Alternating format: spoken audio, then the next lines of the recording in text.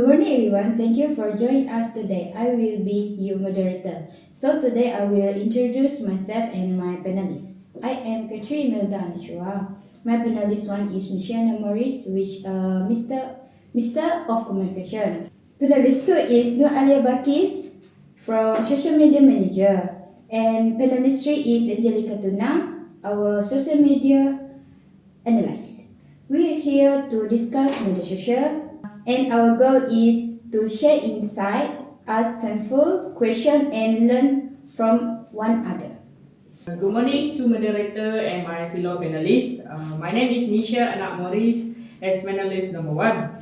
In today's world, social media isn't just a platform. It's a powerful space where ideas spreads and friendship grows and voices are heard across the globe. From sharing moments to discover news, it shapes how we see and interact with the world. But with its power comes responsibility. So, how can we enjoy the benefit while staying safe and protecting our privacy? That's the conversation we are here to have today. Good morning, everyone. My name is Nur Alia Bakis binti Rahman, and I am panelist 2. Social media is one of the most powerful tools in our life today. It allows people to communicate, share their thoughts, and stay updated with current events. Platforms like Instagram, TikTok, Facebook, and X are used by millions daily, not just entertainment, but also for education. Business, and spreading awareness. However, as useful as it is, social media have also come with problems like cyberbullying, privacy risk, and misinformation. So in today's forum, I look forward to sharing my thoughts and listening to my fellow panelists as we explore the social media. Good morning, everyone. It's a pleasure to be here today with our moderator, Katrin, and our Minister of Communication, Michelle Anak Morris, and lastly, our panelist too, which is our social media manager, Nur Alia Bakis. I am Angelica Tuna Anak Manga, and I'm particularly interested in this topic because the increasingly frequent use of social media, regardless of age, is now a growing concern. Despite the many benefits of social media, there are still drawbacks. I am very interested in discussing with you. I will be focusing on a discussion about should everyone have social media today, and I am interested in hearing everyone's opinions and welcome discussion. Thanks, everyone. Now we will start with first question of discussion. As an internet user, how do you protect your privacy and security on social media? Terus thank you, Catherine. I think this is an important topic to address. To begin with, one of the most effective way I protect my privacy and security on social media is by using strong, unique passwords together with two-factor authentication. I remember a friend telling me how their account got hacked simply because they use the same easy password for everything. After hearing that, I decide to strengthen my own password security. For example, instead of using Misha123, I now use a long, unpredictable combination of letter, numbers, and special symbol. Then I enable two-factor authentication so that even if someone guesses my password, they still can access my account without the one-time code sent to my phone. Why does this matter?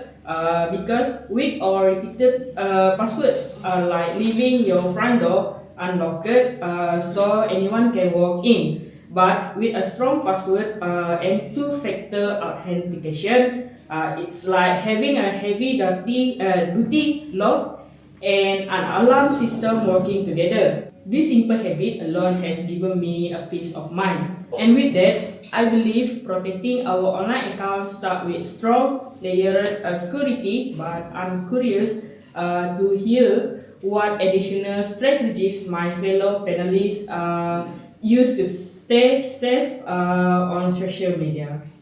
From my opinion, when it comes to protecting privacy and security, I believe this is the foundation of being a responsible internet or user. Personally, I only share safe and general information online, such as hobbies, interests, and or educational to content. However, I always avoid sharing sensitive details such as my phone address, phone number, of personal family matters. This is because something is shared online, it is very difficult to take it back, and it may be misused by other people. And for example, there have been cases where scammers collect the personal data from social media and to cheat or trick others. Therefore, for me, protecting my privacy means thinking carefully before posting it to anything. Make sure that I do not expose information that could harm me or my family or my friend. I would like to hear from panelist 3 about how they manage their privacy and safely when using social media. Thank you to our social media manager, Alia. Now, for me, to protect my privacy on social media, I believe that when we are not oversharing our private data in social media, it will keep us insecure. What I mean by this is we shouldn't post our password in social media account, or even we shouldn't have share our password to anyone except our own family, right? Like our parents, which is only share our password with someone who we trusted. Next, beside that, I always keep my password in secure place. Keeping my password in secure place, I mean by keeping it in my notes or in a place that nobody knows. Then, lastly, we cannot trust anyone. Don't share password with anyone because when we share our password, they can easily get into our account. So this may be harm for us because they could post anything to our account by getting into our account using our password. So it is crucial to keep our own password and never trust anyone to keep it for us. That's all. Thanks to our panelists for giving your viewpoint here with us today. But in my opinion, adjust privacy setting. For example, set your profile to private so only approved people can see your posts. After that, be cautious with link it because we don't know that link is true or not. Now we move on to next discussion, how you handle trust and online harassment. Appreciate it, Catherine. From my perspective, the best way to deal with trolls is by using block and report method. For example, there was a time when I shared my thought on a trending topic, and a troll started leaving hurtful comments to provoke me. Rather than replying or defending myself, which would have only fueled the situation, I blocked the account immediately, cutting off their ability to contact me or see my post. After that, I reported their profile to the platform so the moderator could take the future action.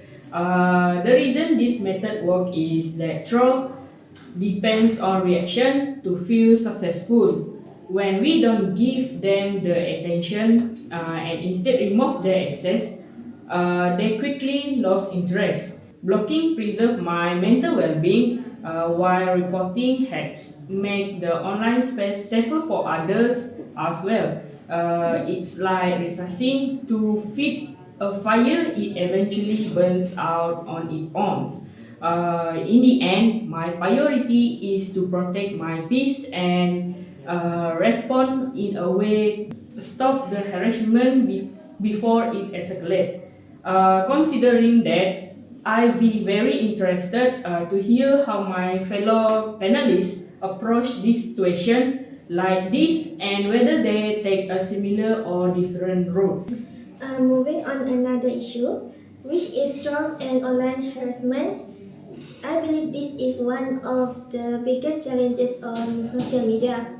For me, the best response is to remain calm and not allow trolls to control my emotions. If I encounter a negative or insulting comment, my first step is to ignore it. This is prevent me from wasting my time and energy on people who do not mean well. However, if the harassment becomes persistent, I will not hesitate to block and report the account. Platform nowadays provide reporting system and we should make use of them to protect ourselves. In serious case, I will also keep screenshot as evidence in case further action is needed. One, on the other hand, if the comments seem to come and misunderstanding, I may choose to reply politely and explain my side of the story. But overall, I believe our mental health is more important than winning an agreement online.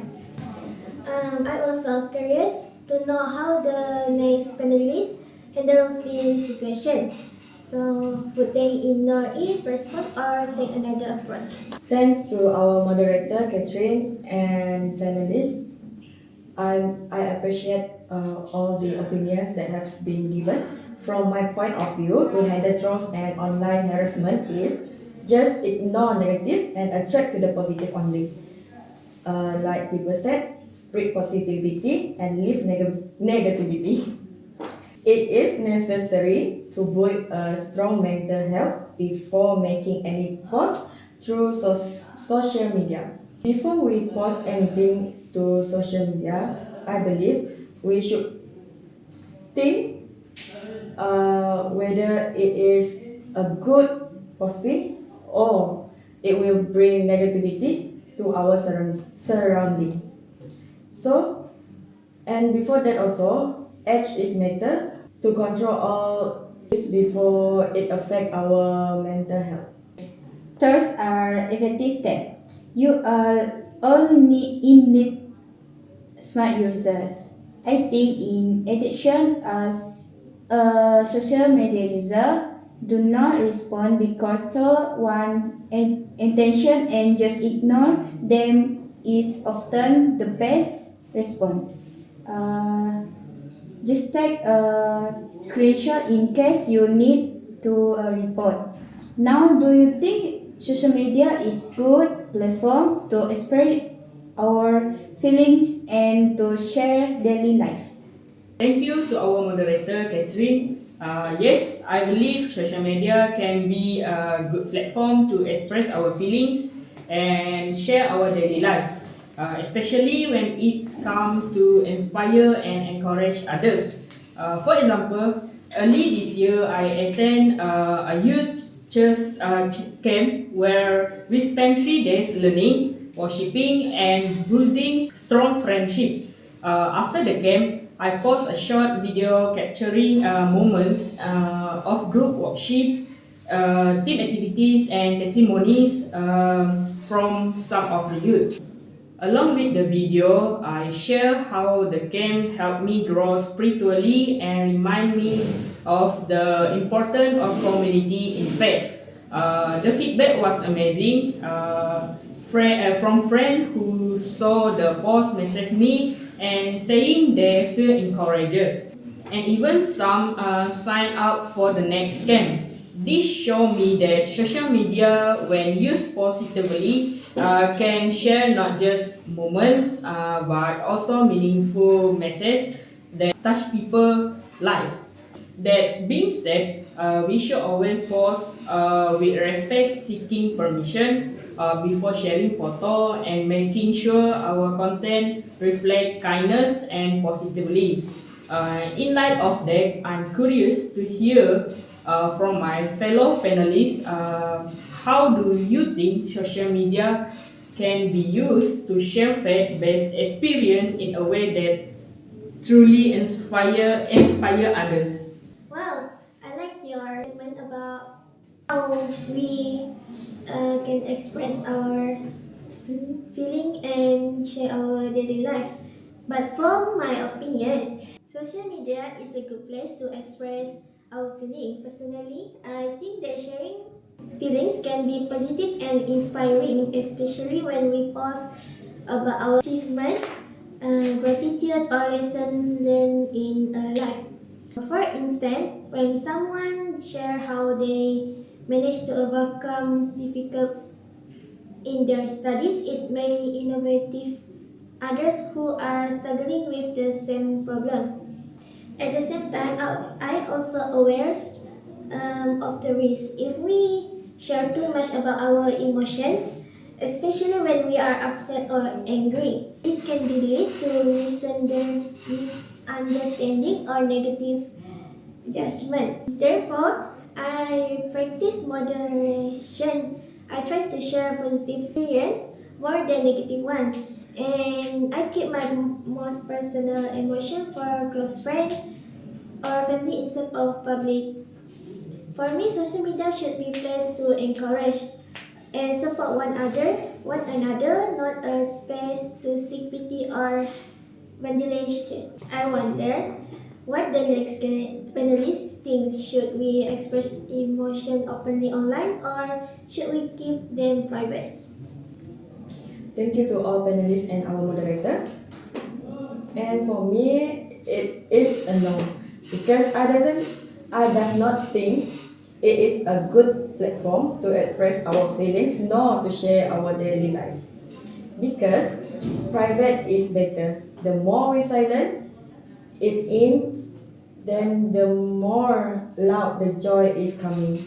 When we keep it silent, so we can avoid jealousy. Like last week, I post my award. I have been awarded as a winner in social media creativity, and then because of joy, I post it through my Instagram account.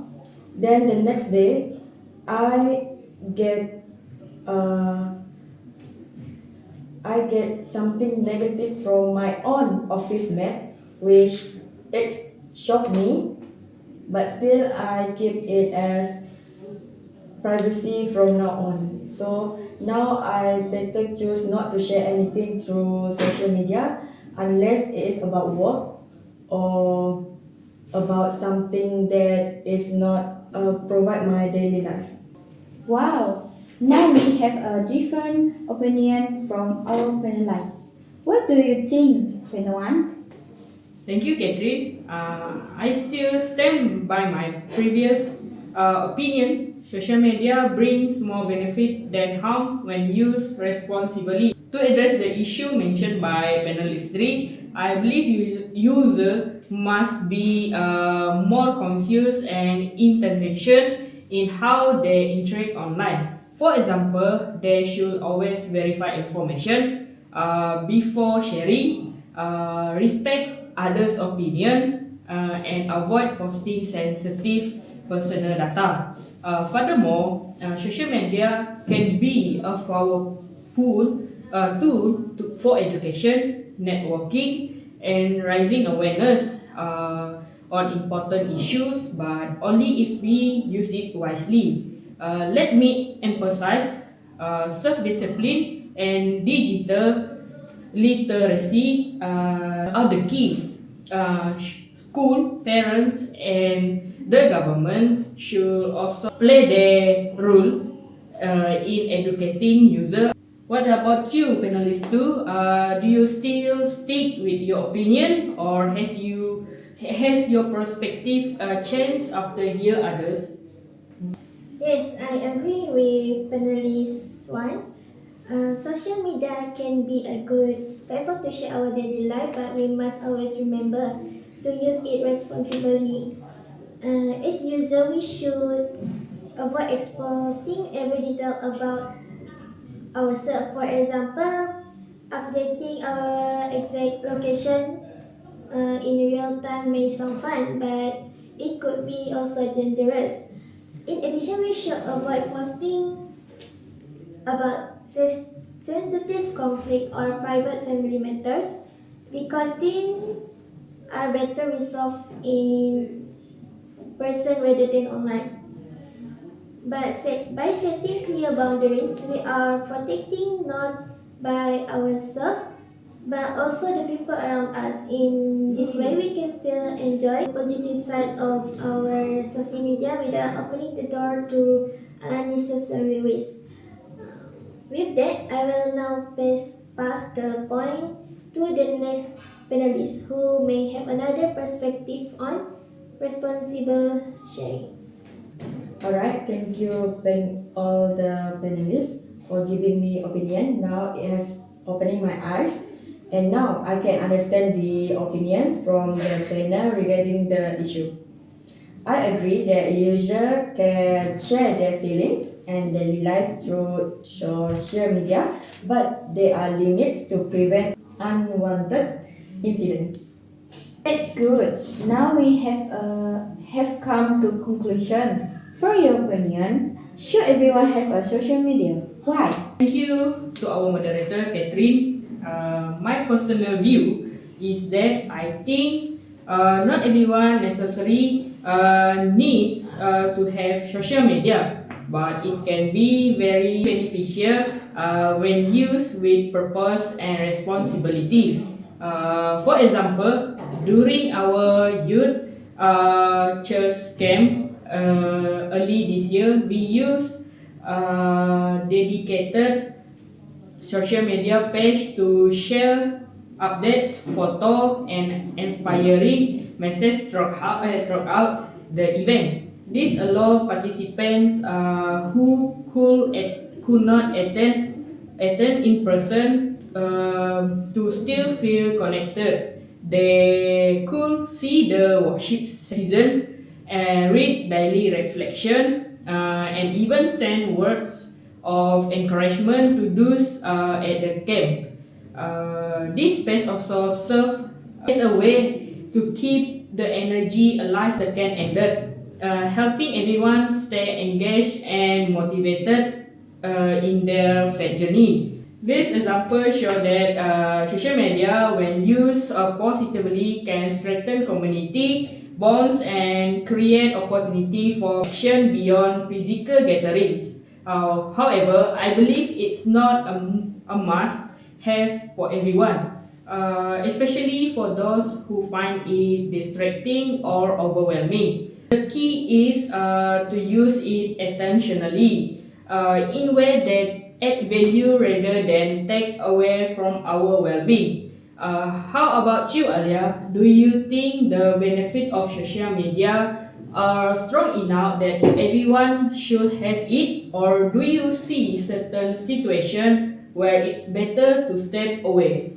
Now, on the question of whether everyone should have social media, I personally think it is yes. Everyone should be given access to it, but with clear awareness of the responsibilities that come along with it. Social media is no longer just an entertainment tool. It is also a platform for business, education, and for professional networking. Even if someone does not use social media, they can still benefit it from professionally. For example, to promote a small business, join online classes, or connect with employers. However, I also acknowledge that having access does not mean everyone must use it in the same way. Some people may prefer to use social media more actively, and while others may only use it when necessary. What matters most is that we know how to use it responsibly and meaningfully. I would love to hear what the next panelist thinks. Should social media be for everyone or only for those who are truly ready? Sorry, panel 2. I am with panel 1 in this matter. For me, not everyone should have social media, and age restrictions must be provided to make sure children are not exposed to crimes or harmful behavior. No audience education means laws, rule or recommendation which detail the given age a person must be in order to access something. Age limits often apply to minors, people under the age of majority or the adults. So, panel 1, would you like to add more in your opinion to make it or you agree with panel 2? Thank you for the opportunity, Catherine. As stated by panelist 3, age restriction is indeed important to ensure that social media user of sufficient age to access the internet. Young user may not yet have the maturity to handle online risks such as cyberbullying, scam, or exposure to harmful content. Therefore, enforcing age limits help protect them from this danger. Moreover, parents and guardians play a crucial role in monitoring their children's online activity. At the same time, social media platforms should also implement stricter verification processes to prevent underage access. In conclusion, age restriction isn't about limiting freedom, it's about ensuring a safer and more responsible digital environment for everyone. What are your thoughts, panelists? Do you agree with the need of stricter controls? If we talk about age restriction, I personally believe that 13 years old is suitable age for using social media, provided there is parental guidance. At this age, teenagers are beginning to explore data, learn, improve communication with skill, and build connection. Social media can give them opportunities to express their creativity, such as by sharing their art, writing, or ideas. Of course, guidance. Of course, guidance is still very important. Parents and teachers should play a role in monitoring what young people post and teaching them about online safety. By doing so, social media can become a learning tool instead of a harmful one.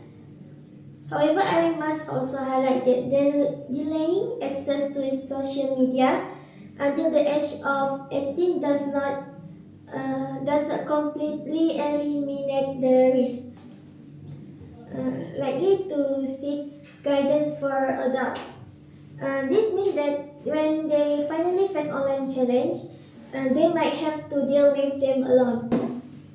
On the other hand, if social media use begins earlier, for example at 13, with strong parental support and proper digital literacy education, young people can gradually learn how to navigate the online world in a safer and more supported environment. In this way, they are better prepared to face challenge step by step rather than all at once later in life. I think panelists we must have different opinion about age restriction. Firstly, I would like to apologize to panelist 2, which is Alia. But I think, in my opinion, 18 is a suitable age since they are already mature enough. Besides that, they are not easy to influence. If we given the age of 13 through social media, I think they will easily affected and easily exposed to harmful and violence. This is not good for their mental health and also their well-being. They will be affected and try to do harmful things such as bullies. So I think 18 is a very suitable age to expose in social media. Thank you, both of you. It's clear that there are different perspectives here, which is exactly what makes discussion like this so valuable. It's deep into the different. Panel 2, would you like to respond to panel 3 point about the acceptable age? With my opinion, which is delaying access to social media until the age of 18 does not completely eliminate the risk. It may only postpone them. By that age, teenagers are often more independent and may be less likely to seek guidance from the adult. This means that when they finally face online challenge, they might have to deal with them alone. On the other hand, if social media use begin earlier, for example, at 13 years old, with strong parental support and proper digital literacy education, young people can gradually learn how to navigate online world in a safer and more supported environment. In this way, they are better prepared to face challenges step by step rather than all that once later in life. I think panelist 3 must still stand with her previous opinion. So let's hear from her. Thank you, panelist 3. I respect your opinion. Even though our opinion are still opposite from each other, I want to neglect my opinion, which is at 13, most kids are still developing emotionally and may not have the maturity to handle the pressure of online and harmful content. By 18, they are more capable of critical thinking, setting boundaries, and understanding the long-term impact of what they share online. This is what made me think 18 is the most suitable age for them to have their own social media account. Thank you for those thoughtful points. We now hear two strong perspectives. I'd like to open this up to panel 1. Where do you stand on this issue? Do you feel 18 is a more appropriate age to introduce social media? Thank you, moderator.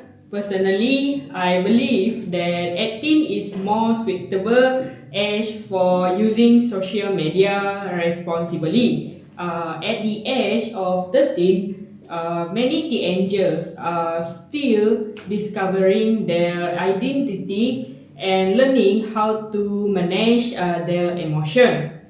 social media can add unnecessary pressure from unrealistic beauty standard to peers compression and even cyberbullying.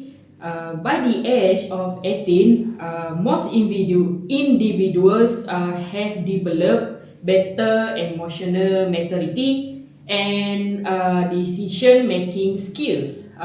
This allows them to use social media more wisely and handle negative experience with greater resilience. Therefore, raising the age limit could help protect the mental and emotional well-being of younger users. Panel 2. You entity made a completing case for the team. Would you like to share your thoughts after hear the points made in flow of 18s?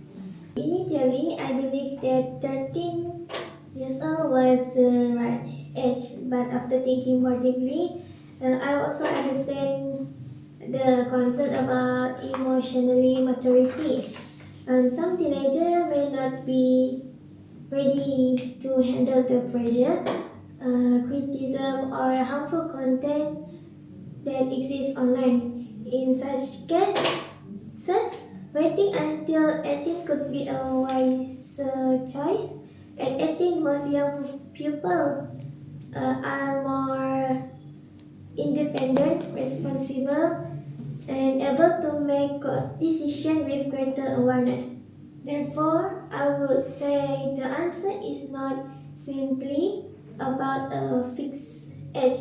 Instead, it depends on readiness, maturity, and the guidance that young people receive. If strong support is available, starting earlier may be fine, but it's better to wait until they are more mature. And to conclude, I agree the age of restriction is 18 years old. Thanks everyone for a really thankful conversation today. It's clear that it's not easy question when is the topic is about social media. Discussion is just the start, and I hope it get all of us thinking about how we can help the next generation navigate the digital world more safely. In conclusion, our discussion today has shown that social media brings both benefits and challenges. We must protect our privacy, stay calm when facing online harassment, and share our personal life with clear boundaries. While social media can be useful for everyone, it's not necessary for all, and the right age to start depends on readiness and maturity.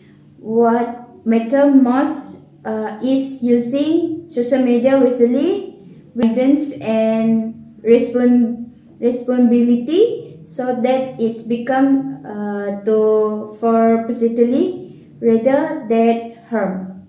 Thank you to our panelists and to all of you for being part of this important conversation.